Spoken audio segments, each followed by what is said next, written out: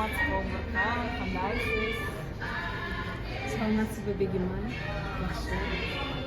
Биз өткөн эфирлерибизде АБ терапиясы жөнүндө терең түшүнүп өткөнүбүздө көп суалдарды жатырганбыз, билбейбиз, менимче түшүнүп болуш керек.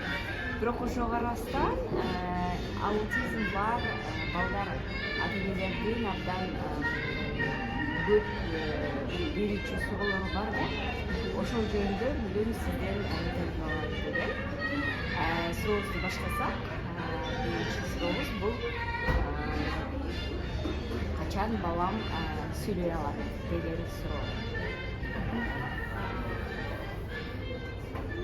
Негизи сүйлөө жөндөмү баланын навыктарынын эң жогорку деңгээлинде турат десек болот.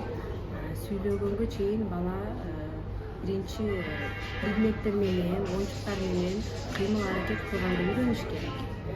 Сиз кандай кыймыл көрсөтсөңүз бир предмет менен балаңыз ошону кайталаганды үйрөнүш керек. Аны биз имитация сабагында көрсөтүп бергенбиз. Андан кийинки этап балаңыз крупный моториканы кайталаганды үйрөнүш керек. Мисалы үчүн сиз гимнастика жасайсыз, зарядка жасайсыз, бийлейсиз, ошол кыймылдарыңызды балаңыз сизди көрүп артыңыздан кайталаш керек.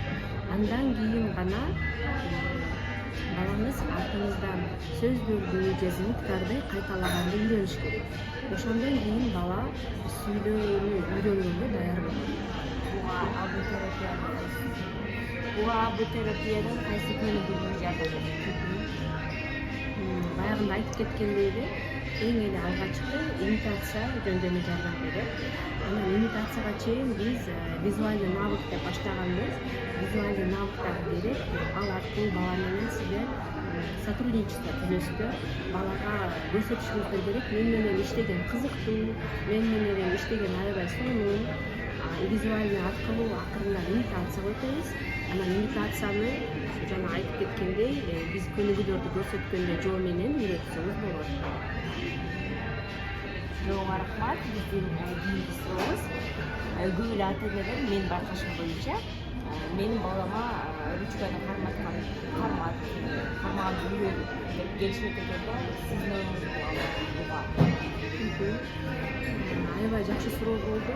Чынында көп ата-эненин талабы ушундай: балам мектепке барсын, ручка кармаганды үйрөтүп бергиле, танганы таанытып бергиле, китепти окутуп бергиле деп келишет. Анан келгенде эле карап көрсөк, бала ручка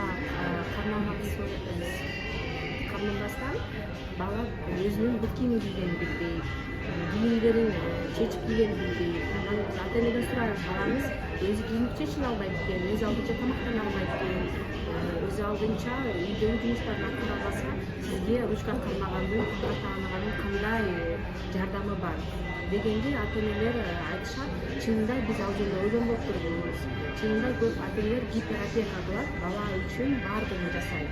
Анан кээ бир балдар бар, даже бир стакан чай сурап же өзүнө керектүү буюмду дагы сураганын билишпейт. Анткени ата-энелер аларга жол бербейт. Бала сураганга чейин эле чуркапарды өздөрү тойгузушат, чуркаптар балага керектүү нерсени кармата коюшат. Жана ошондой эле балдар ошондуктан коммуникация түзгөнү билбей калышат. Биринчи биз балага өзүнө эмне керек экенин сураганды үйрөтөбүз. Андан кийин ошо самообслуживание деп коет, ошону үйрөтүшүбүз керек. Өзүн өзү тейлегенди билиш керек. Андан кийин ручкага, тамгага кезек келет. Стоп.